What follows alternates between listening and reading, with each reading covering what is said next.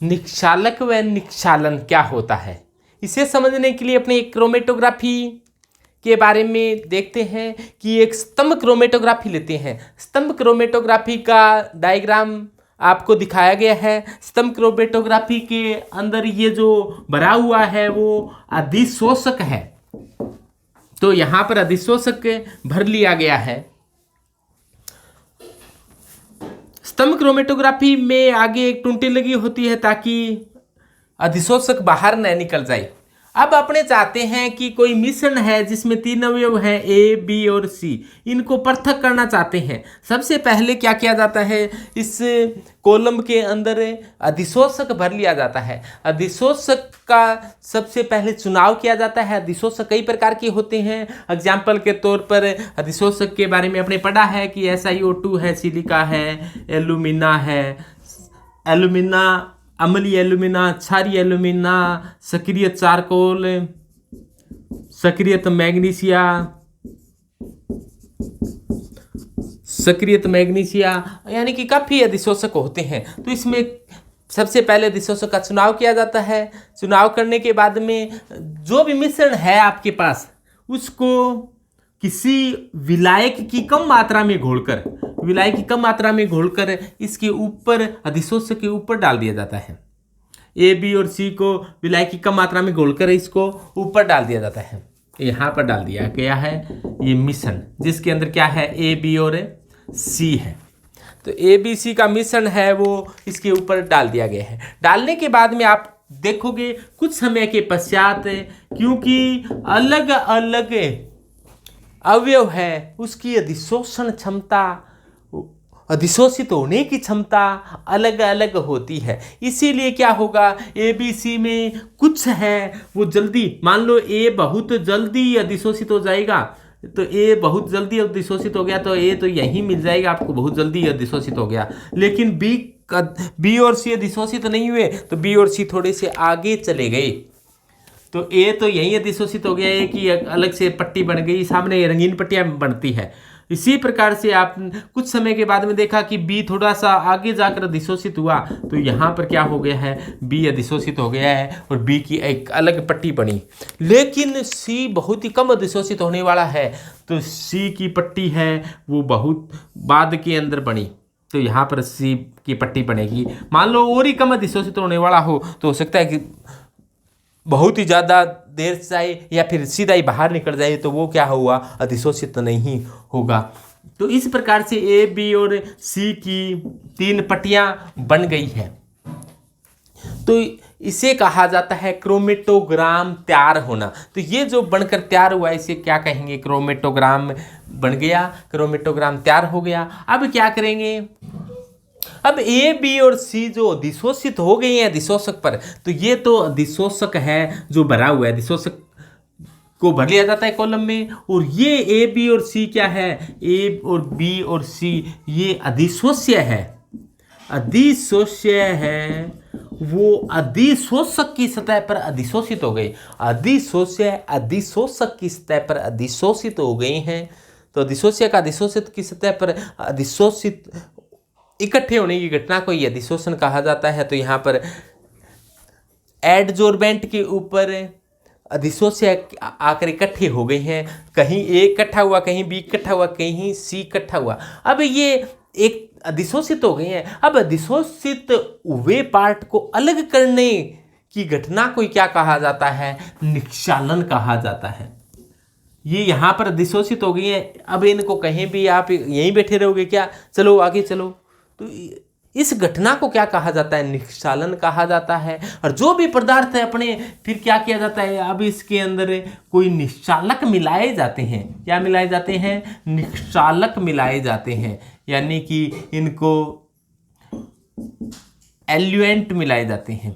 तो एल्यूएंट इसके ऊपर से डाला जाएगा, निक्षालक मिलाया जाएगा, तो ये ऊपर से, इसके ऊपर से अब निक्षालकों को डाला जा रहा है। निक्षालकों को डाला जाने पर तो ये क्या मिलाए जा रहे हैं, यहाँ पर निक्षालक डाल दिए गए हैं, यानी कि एल्यूएंट डाल दिए गए हैं। तो जैसे जैसे एल्यूएंट, अब इस टुंटी को क्या किया जाता है, खोला जाता है। इस टुंटी को खोला जाएगा, तो ये तो लास्ट में हुआ था, बहुत ही थोड़ा सा ही निक्षालक आएगा तो ये क्या हो जाएगा, अलग हो जाएगा। तो सबसे पहले एक पात्र में क्या हो जाएगा, सी इकट्ठा हो जाएगा। तो अब सी अपने रंगीन पट्टियाँ होती है तो अपने को पता लग जाता है कि सी तो पूरा आ गया। तो सी को एक जगह अलग इकट्ठा कर देते हैं, फिर सी निकलने के बाद इस 20 को बंद कर देते हैं। तो इसके बाद के अंदर फिर देखते हैं सी के बाद में एक अलग से दूसरा पात्र लाते हैं, तो उसके अंदर बी इकट्ठा कर लेते हैं। बी की पट्टी पूरी आ गई तो बी इस 20 को बंद कर बी को अलग रख देते हैं, फिर ए को इकट्ठा कर लेते हैं लास्ट में। तो इस प्रकार से ए बी और सी क्या हो गए, पृथक हो गए हैं। तो इस प्रकार से इस विधि द्वारा ए बी और सी को पृथक किया जा सकता है, यानी कोई मिश्रण है उसको पृथक कर दिया जाता है। जो भी अधिशोष्य है वो अधिशोषक के स्तर पर अधिशोषित हो गई है। ए बी और सी यहाँ पर अधिशोष्य है और अधिशोषक इसके कॉलम के अंदर भरा हुआ था पहले, वो अधिशोषक था। अधिशोषक के स्तर पर ए बी सी अधिशोष्य एकत्रित हो गई हैं। अब ए बी सी को पृथक करने के लिए जो मटेरियल डाला जाता है उसको क्या कहा जाता है, निक्षालक कहा जाता है। और जैसे जैसे निक्षालक नीचे आता है तो ये जो अधिशोषित हुआ है उसको क्या कर देता है, ये पृथक कर देता है। इस घटना को क्या कहा जाता है, निक्षालन कहा जाता है, यानी कि इल्यूशन कहा जाता है। एल्यूएंट तो डाला और एल्यूएंट ने जो अधिशोषण हुआ यानी कि एडजॉर्प्शन हुआ था उसको क्या कर दिया, पृथक कर दिया। तो इस जो डाला है उसको एल्यूएंट कहा जाता है और इस घटना को क्या कहा जाता है, इल्यूशन यानी कि निक्षालन कहा जाता है। तो समझे निक्षालन क्या होता है। वोल्बेन ने विभिन्न विलायकों की एल्यूटिव शक्ति के लिए एक श्रेणी दी जिसे अपने एलियोट्रोपिक श्रेणी कहा जाता है। तो एलियोट्रोपिक श्रेणी में क्या होता है कि एल्यूटिव शक्ति है वो नीचे जाने पर क्या हो रही है, बढ़ रही है। यानी कि जो ऊपर वाले कम अच्छे एलिटिव पावर रखने वाले हैं और नीचे वाले ज़्यादा अच्छा एलिटिव पावर रखने वाले हैं। यानी कि ये नीचे वाले अच्छे निक्षालक हैं, ऊपर वाले कम अच्छे निक्षालक हैं।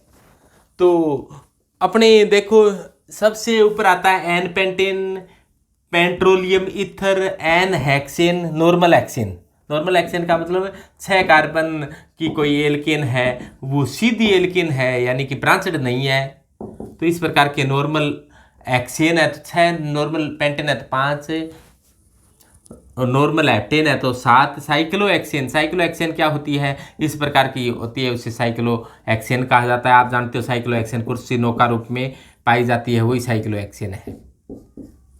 और कार्बन टेट्राक्लोराइड यानी कि CCl4 और ये है ट्राइक्लोरो एथीन। ये क्या है, ट्राइक्लोरो एथीन यानी कि एथीन होती है CH2 डबल बॉन्ड CH2 और यहाँ पर एक क्लोरीन यहाँ पर जोड़ दिया और 2 हाइड्रोजन हटाकर 2 क्लोरीन जोड़ दी, ट्राइक्लोरो एथीन है। इसके बाद में बेंजीन, मैथिलीन डाइक्लोराइड, मैथिलीन CH2 को मैथिलीन कहा जाता है, 2 क्लोरीन जोड़ी है। क्लोरोफॉर्म CHCl3 क्लोरोफॉर्म और ये है डाईएथिल ईथर। पिरीडीन कहा जाता है यदि यहाँ पर एन हो, इसे क्या कहा जाता है, पिरीडीन। 5 सदस्य की वैल्य नाइट्रोजन युक्त। एसीटोन का सूत्र क्या होता है, CH3CO। एन प्रोपेनोल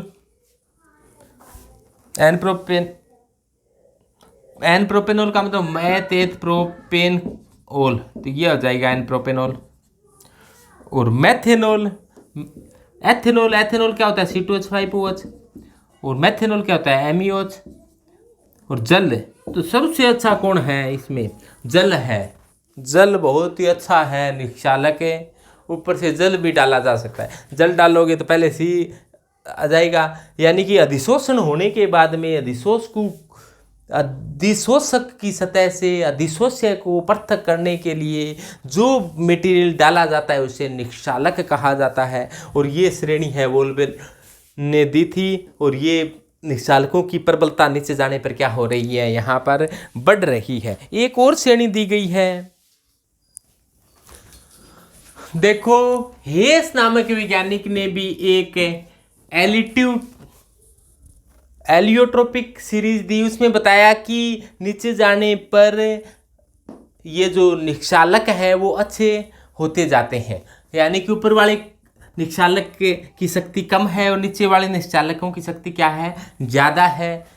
तो ऊपर आया इसमें पेट्रोलियम ईथर, जिसका बीपी है वो 30 से 50 है। इसके बाद में पेट्रोलियम ईथर 3 बार बताया इसने कि बॉइलिंग पॉइंट 30 से 50 वाले, बॉइलिंग पॉइंट 50 से 70 वाले, बॉइलिंग पॉइंट 70 से 100 वाले काम में ले सकती है। इसके बाद में कार्बन टेट्राक्लोराइड, ये कार्बन टेट्राक्लोराइड है जिसे अपने पायरीन भी कहते हैं, कार्बन टेट्राक्लोराइड। और ये है साइक्लो एक्सेन है, ये साइक्लोहेक्सेन को आप इस प्रकार से भी लिख सकते हो कि साइक्लोहेक्सेन आप जानते हो कुर्सिनों का रूप में पाए जाने वाली वो। कार्बन डाइसल्फाइड एसीटोन है, एसीटोन, ये बेंजीन है, और ये टोलुइन है। टोलुइन क्या होता है, बेंजीन वाले पर यदि CH3 जुड़ा हो। ये एस्टर क्या होता है, RCOO, यही एस्टर, कार्बोक्सिलिक अम्ल का कोई एस्टर हो। ये क्लोरोफॉर्म है, क्लोरोफॉर्म को आप निषेधक के रूप में काम में लेते थे पहले, आजकल नहीं लेते क्योंकि ये एफाजन बना लेती है विषैली। एथाइल अल्कोहल है, जल है, और कार्बनिक अम्ल है। इसने हेस ने निक्षालकों को बढ़ते हुए क्रम में इस प्रकार से रखा।